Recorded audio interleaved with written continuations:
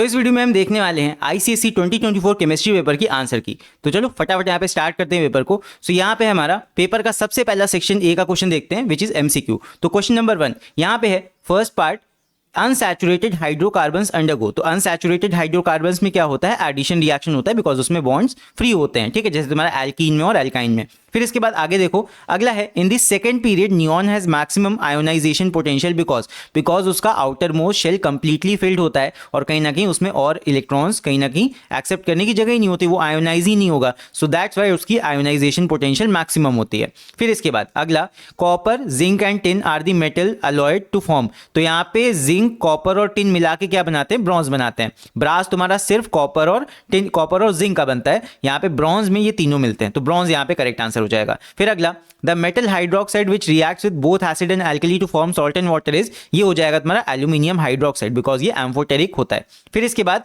ये मैंने कल के वीडियो में बताया भी था। फिर इसके बाद फिफ्थ देखो, reaction of an alcohol with carboxylic acid in the presence of concentrated H2SO4 is termed as, ये तुम्हारा एस्टेरिफिकेशन रिएक्शन होता है, ये ऑर्गेनिक में तुम्हारा दिया हुआ है, ये मैंने अपने ऑर्गेनिक वाले वीडियो में कराया भी हुआ है। यहाँ पे थोड़ा स्पेशल टाइप का रिएक्शन था, इसको एस्टेरिफिकेशन बोलते हैं बिकॉज इसमें एस्टर फॉर्म होता है, ठीक है। फिर इसके बाद अगला देखो, conversion of ethanol to ethene by the action of concentrated sulphuric acid involves, क्या हो जाएगा यहाँ पे the answer will be dehydration reaction because ethanol में ऊपर जो H और OH होता है, इस तरह ये कार्बन पे ऐसे लगा होता है, ये दोनों निकल जाते हैं वाटर के फॉर्म में और यहाँ पे कार्बन में एक और बॉन्ड जुड़ जाता है, तो कार्बन कार्बन डबल बॉन्ड हो जाता है, इथीन बन जाता है, तो ये चीज डिहाइड्रेशन होती है। अगला देखो, the oxidising agent in the equation, तो यहाँ पे सल्फर को कौन ऑक्सीडाइज कर रहा है, सल्फ्यूरिक एसिड, ये मैंने सल्फ्यूर ऑक्सीडाइजिंग एजेंट तुम्हें कल के वीडियो में बताया था, कल ही लाइव स्ट्रीम में हम लोगों ने डिस्कस किया था। फिर इसके बाद अगला 8th पार्ट देखो, electron affinity is maximum in, ये तुम्हारी मैक्सिमम होती है ब्रोमीन में because it is a halogen, सबसे ज्यादा इलेक्ट्रॉन एफिनिटी हैलोजेंस की होती है। फिर इसके बाद the compound that is not a constituent of the electrolytic mixture used in the Hall Heroult's process. तो हॉल हेराल्ड्स प्रोसेस मैंने कल ही डिस्कस किया था लाइव स्ट्रीम में तुम लोग के साथ में ये, एंड समझाया भी था। यहाँ पे तुम्हारा Al2O3 Na3Alf6 और ये CaF2, ये सब तुम्हारे मतलब इलेक्ट्रोलाइट का हिस्सा होते हैं।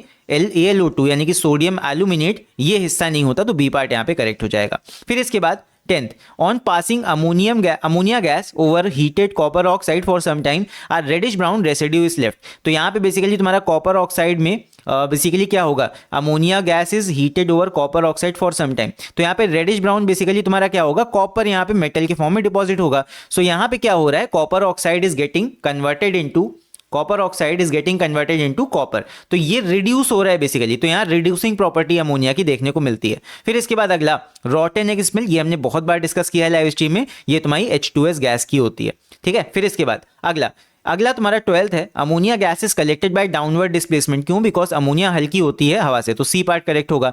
फिर अगला यहाँ पे 13 देखो, which of the following will occupy 22.4 litres at STP। तो यहाँ पे अगर ऑक्सीजन का रिलेटिव मॉलिक्यूलर मास देखो वो 32 होता है, तो यहाँ पे 32 ग्राम ऑफ ऑक्सीजन गैस, तो ये तो सही है, ये तुम्हारा 22.4 लीटर कवर करेगा। फिर उसके बाद second, 2 moles of hydrogen gas, तो हाइड्रोजन गैस के 2 मोल्स, ये ऑब्वियसली 2 मोल ज्यादा कवर करेंगे, ठीक है, ट्वाइस हो जाएगी यहाँ पे वॉल्यूम, तो ये तो गलत हो गया। फिर इसके बाद last 6.022 into 10⁻23 molecules of ammonia, ये तुम्हारा Na नंबर ऑफ मॉलिक्यूल्स हैं, यानी कि ये भी तुम्हारा कहीं ना कहीं सेम ऑक्यूपाई करेंगे, तो ये भी सही हो जाएगा। तो 1 and 3 आर करेक्ट, यानी कि ऑप्शन बी इज करेक्ट। फिर इसके बाद अगला हमारा है 14th, in the molecule of water oxygen atom has, तो यहाँ पे मैंने बना दिया है तुम्हारा स्ट्रक्चर, ऑक्सीजन के पास में 2 लोन पेयर यहाँ पे होते हैं, तो सी पार्ट करेक्ट हो जाएगा। फिर इसके बाद 15th, a mineral from which the metal can be extracted economically and conveniently, ये मैंने कल ही लाइव स्ट्रीम में तुम लोग के साथ में डिस्कस किया था जब मेटलर्जी मैंने पढ़ाया था, दैट ओर वो होते हैं, वो मिनरल्स होते हैं जिसमें से हम मेटल्स को इजीली या कन्वीनियंटली एक्सट्रैक्ट कर सकते हैं। देखो, metals can be extracted conveniently and economically,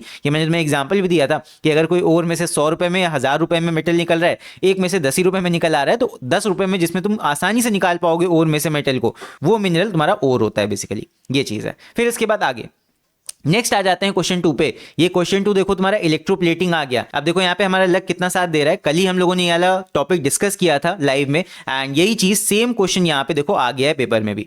तो यहाँ पे क्या है, the following sketch represents the electroplating of iron cup with nickel metal, निकल की प्लेटिंग करनी है, यही मैंने समझाया था। स्टडी द डायग्राम, यहाँ पे पूरा सेटअप दिया हुआ है। तो क्वेश्चन यहाँ पे है, during electroplating the iron cup is placed at cathode Y. तो यहाँ पे इन्होंने ये तो बता दिया कि आर्टिकल टू बी प्लेटेड तुम्हें कैथोड पे रखना है, बट ऐसा क्यों होता है, तो इसका रीजन यही होता है कि तुम्हारा जो मेटल आयन होता है वो कैथोड की तरफ जाता है, because cations always travel toward the cathode. तो कैथोड की तरफ जाएंगे, वहां से इलेक्ट्रॉन एक्सेप्ट करेंगे और कहीं ना कहीं डिपॉजिट हो जाएंगे, तो इसीलिए ये पूरा रीजन तुम्हें यहाँ पे लिखना था। फिर B part, name the ion that must be present in the electrolyte. तो निकल की प्लेटिंग हो रही है, ऊपर दिया हुआ है, तो निकल आयन तुम्हारा सॉल्यूशन में होना चाहिए, मतलब इलेक्ट्रोलाइट में होना चाहिए। State one condition that is necessary to continue, necessary to ensure that the deposit is smooth, firm and even. तो यहाँ पे low current for a long period of time तुम अप्लाई करोगे तभी इलेक्ट्रोप्लेटिंग सही होगी। मैंने कल तुम लोग को लाइव में दिखाया था कि मैंने थोड़ा करंट ज्यादा टाइम तक के लिए किया था, बट वो मतलब क्या कहते हैं अनइवन करंट था, तो वहाँ पे कोटिंग अच्छी नहीं हुई थी। तो यहाँ पे low current for a long period of time करोगे तब अच्छी कोटिंग होती है।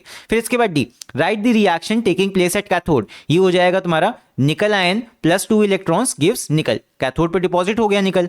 फिर यहाँ पे एनोड पे क्या होता है, एनोड पे तुम्हारा nickel metal gets converted into nickel ions, इस तरह यहाँ पे हो जाएगा। फिर इसके बाद आते हैं सेकंड पार्ट पे, मैच द फॉलोइंग। तो मैच द फॉलोइंग में वाटर का हो जाएगा कोवैलेंट कंपाउंड, अल्कली मेटल तुम्हारा लिथियम है, हैलोजन तुम्हारा आयोडीन है, calcium oxide is ionic compound because metal और नॉन मेटल के बीच बन रहा है, और वीक एसिड हम सब जानते हैं यहाँ पे एसिटिक एसिड हो जाएगा। फिर अगला इसके बाद है तुम्हारा fill in the blanks, complete the following sentence by choosing the correct form in the brackets. तो यहाँ पे है salt can be prepared by direct combination, क्या होता है FeCl3, बुक में तुम्हें दिया हुआ है। फिर इसके बाद the metallic oxide which can be reduced by common reducing agent, ये हम लोगों ने कल मेटलर्जी वाले टॉपिक में, कल हम लोगों ने लाइव में डिस्कस किया था। यहाँ पे ये कौन सा हो जाता है, 4 मेटल्स के नाम मैंने बताए थे, उसमें से लास्ट तुम्हारा आयरन भी था। तो आयरन का जो ओर होता है वो सिर्फ यहाँ पे तुम्हारा कोक से, मतलब ये यहाँ पे ब्लास्ट फर्नेस में हम इसको डालते हैं कोक के साथ में, और ये तुम्हारा रिड्यूस हो जाता है। तो यहाँ पे आयरन ऑक्साइड ये सही होगा। फिर इसके बाद बिकॉज एल्यूमिनियम ज्यादा रिएक्टिव होता है, वो आसानी से हम नहीं कर सकते हैं, एल्यूमिनियम को हमें इलेक्ट्रोलिसिस से रिड्यूस करना होता है। फिर इसके बाद अगला the metal nitrate which on thermal decomposition forms a black residue. तो यहाँ पे कॉपर नाइट्रेट को अगर लोगे तो CuO बनाएगा रिड्यूस होने के बाद में, मतलब ऑक्सीडाइज होने के बाद में, और कहीं ना कहीं कॉपर में ऑक्सीजन ऐड हो जाएगा। तो यहाँ पे कॉपर बेसिकली तुम्हारा CuO फॉर्म करेगा, वही तुम्हारा ब्लैक रेसिड्यू है, तो कॉपर नाइट्रेट यहाँ पे करेक्ट होगा। D part, during the electrolysis of copper sulphate solution if copper is used as electrodes the colour of electrolyte does not fade away. तो यहाँ पे जब कॉपर के इलेक्ट्रोड यूज करते हैं तभी तुम्हारे वहां पे आयंस दोबारा से रिप्लेनिश हो जाएंगे सॉल्यूशन में और तुम्हारा कलर सेम रहेगा। अगर तुम वहां पे इनर्ट इलेक्ट्रोड प्लैटिनम का यूज करोगे तो कलर फेड हो जाता है, यहाँ पे डज नॉट फेड है कलर, याद रखना, तो कॉपर इलेक्ट्रोड्स का यूज करेंगे। ई वाला, the process of heating concentrated ore in a limited supply और एब्सेंस ऑफ एयर, ये भी हम लोगों ने मेटलर्जी में कल ही डिस्कस किया था। क्या होता है ये, कैल्सिनेशन, मैंने कहा था इंपॉर्टेंट है, देखो आ भी गया। उसके बाद अगला है state the terms for the following. First है the group obtained by removing 1 hydrogen atom from the parent alkane, ये तुम्हारा हो जाएगा एल्काइल ग्रुप। 2 मेटल प्लेट्स और wires through which current enters and leaves, तो ये इलेक्ट्रोड्स हो जाएगा। C part, the amount of substance which contain the same number of units as the number of atoms in carbon 12, ये mole होता है। फिर उसके बाद the tendency of an atom to pull shared pair of electrons towards, ये वाली होती है तुम्हारी इलेक्ट्रोनेगेटिविटी। फिर इसके बाद the formula which represents the simplest ratio between atoms of elements present in a compound, ये हो जाता है एम्पेरिकल फॉर्मूला। एंड उसके बाद में अगला था give IUPAC names of the organic compounds.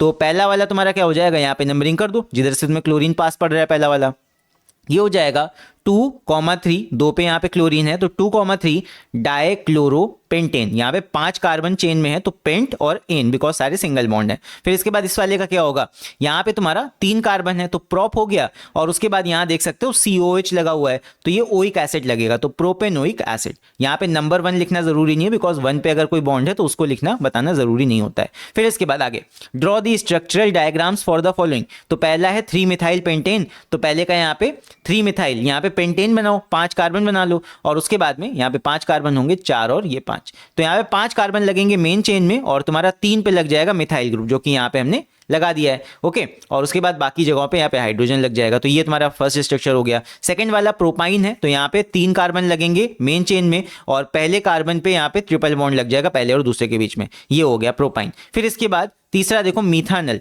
मीथानल में एक ही कार्बन होगा और CHO ग्रुप लगेगा जो कि तुम्हारा इस तरह कुछ बन जाएगा। सो यहाँ पे हमारा सेक्शन A कंप्लीट होता है। अब अगर सेक्शन B के भी तुम लोग को सॉल्यूशन चाहिए तो यहाँ पे कम से कम इस वीडियो पे 5K लाइक्स पूरे करो, तब मैं सेक्शन B का भी यहाँ पे सॉल्यूशन अपलोड कर दूंगा। सो यहाँ पे तुम नीचे कमेंट्स में लिख के जरूर बताना तुम्हें कितने यहाँ पे क्वेश्चन सही हुए हैं, एंड अगर किसी भी क्वेश्चन में किसी भी पार्ट में तुम्हें डाउट है वो भी तुम नीचे कमेंट्स में लिख के पूछ सकते हो। सो इसके बाद अब हम मिलेंगे अगले वीडियो में, तब तक के लिए take care, see you and bye bye.